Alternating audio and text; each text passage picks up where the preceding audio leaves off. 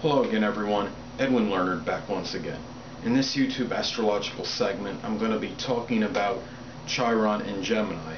Now Chiron, as most of you know, it's referred to as the wounded healer.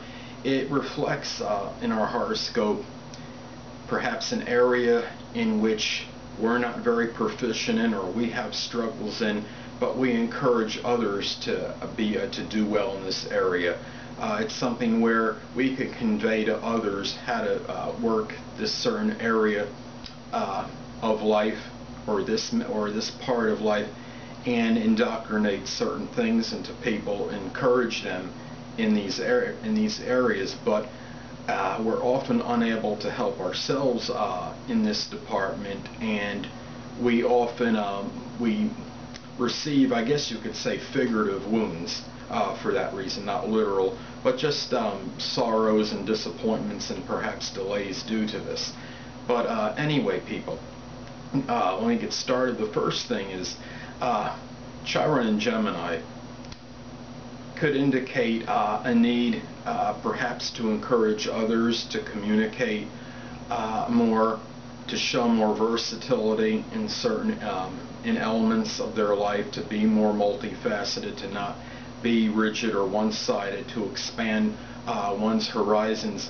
Where the problem is, the person with Chiron in Gemini might experience problems in these areas of life. They might have trouble speaking in a way that is perspicacious or clearly understood to others.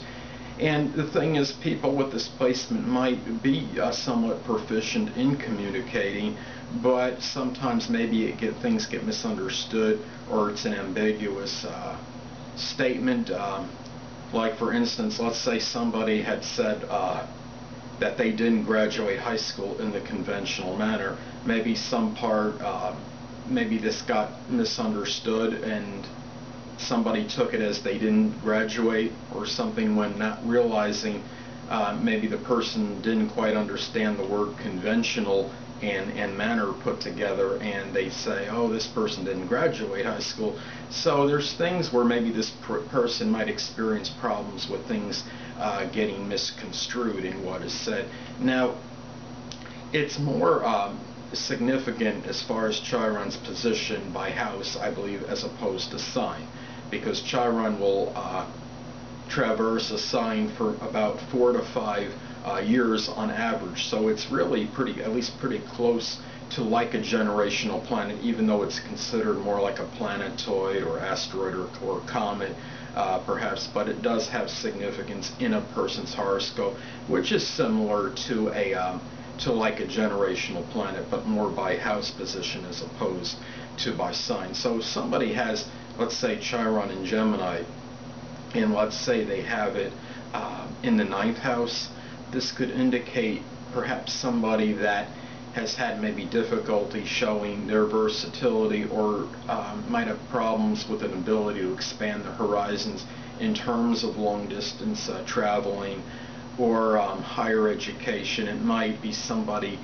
that might be more rigid than they should be, or more focused on one particular thing rather than maybe trying out, I guess, different avenues in that part of their life. If somebody say, let's say they had Chiron in Gemini, let's put it in say in the 7th house of relationships and partnerships. This could be somebody that might have difficulties in communications, in connection with partnerships or relationships. There might be open enemies where they've had maybe some trouble, and as far as the communications go with them, or maybe they have experienced quote-unquote wounds from these open adversaries that have really perhaps hurt this person. This could be a person that can, let's say Chiron in Gemini could also, perhaps they have gotten hurt by certain things other people have said, certain things that maybe were very derisive or derogatory. Perhaps this person may For example, in some instances I talked about things getting misconstrued. Perhaps this person, for example, might try to give somebody some advice or something, and it might get taken the wrong way, and the person might get hurt due to it, maybe perceiving it as derogatory statements or unwanted or unwarranted criticism. This person can do well as far as the encouragement to get others to maybe to be more loquacious, or somebody say that's a little bit more on the quiet side or more taciturn and doesn't talk a whole lot. Chiron in Gemini could be very good at encouraging people to come out of their introverted side and be able to talk more to others.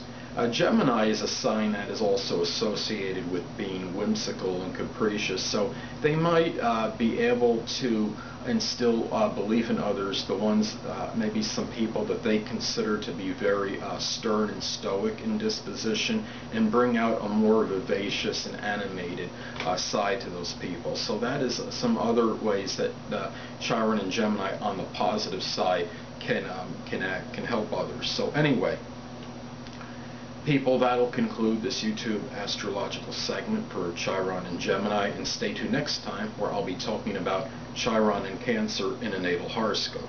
Two things I want to get with you on before I head out. Firstly, the stars may impel, but do not compel. And secondly, never isolate any single astrological element, aspect, planetary placement, position, configuration, influence, or what have you, and make an analysis of a person, astrologically speaking, based on this alone, because a person astrologically is the sum of all their components in their natal chart and not just one. Until next time, people, stay well.